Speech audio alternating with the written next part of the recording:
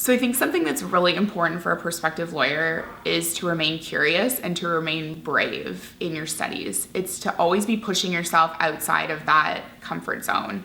You're not going to be very successful in law school and beyond if you're not able to push yourself outside of that comfort zone.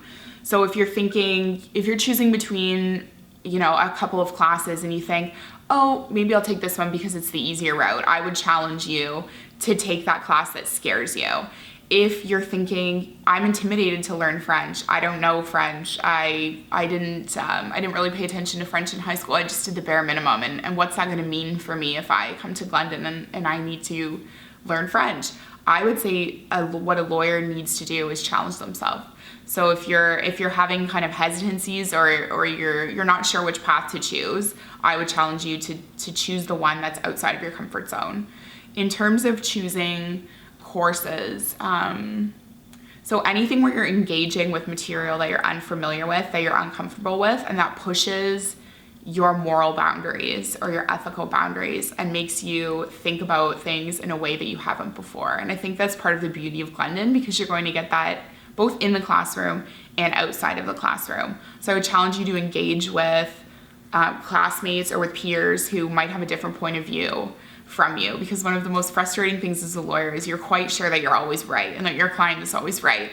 But the best lawyers are the ones that can appreciate the other side of it, that can take a viewpoint that they don't necessarily agree with, but see the merit in it and learn how to attack it from the inside.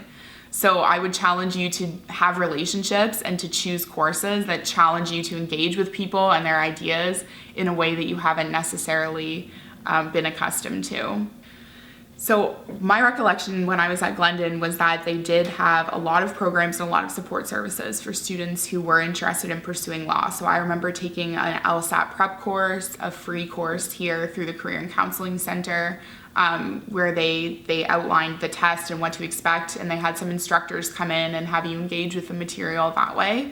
So be on the lookout for those sorts of opportunities, because the sooner you start thinking about those next steps and taking advantage of those programs that are available, that will really pay dues in the end. Applying to law school isn't something that you want to leave until late third year to start thinking about. You want to be building those relationships early on and building those skill sets early on. Another big advantage at Glendon is how close you are with your professors. So some of my peers who are applying to law school had a real hard time finding those reference letters, finding those connections with people who were going to be able to facilitate their applications.